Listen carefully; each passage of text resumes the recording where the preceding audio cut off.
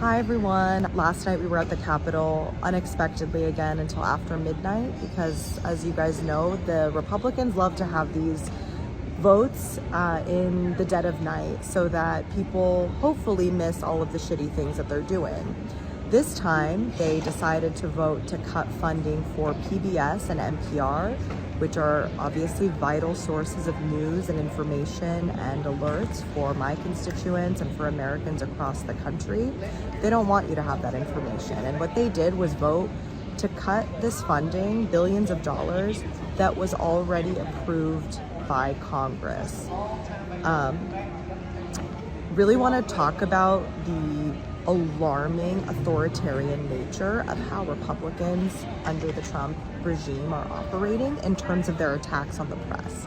They've consistently been attacking the press. We know that Donald Trump is always going after journalists and outlets, calling things fake news, of course. Now they are defunding vital sources of objective, nonpartisan information via NPR and PBS. This is also the same week that Stephen Colbert was fired, or his show is canceled, Late Night with Colbert.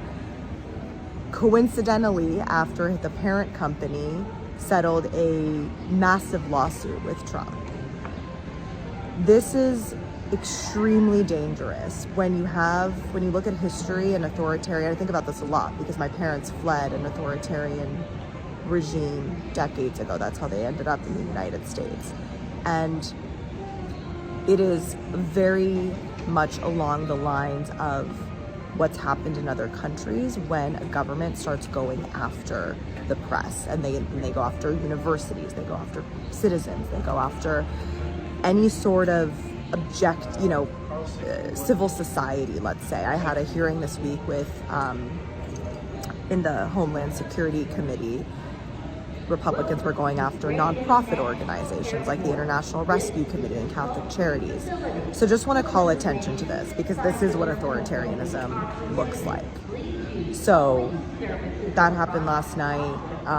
The other big theme of this week is the massive cover-up of the Epstein files. We know Donald Trump is trying to completely distract from this issue. Suddenly, he obviously called all of his supporters, he called them stupid and weaklings.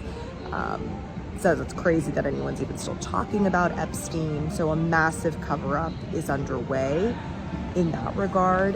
There's a bipartisan resolution in Congress calling for the immediate release of the entire Epstein files and demanding that there be justice for the crimes and there be accountability for the crimes.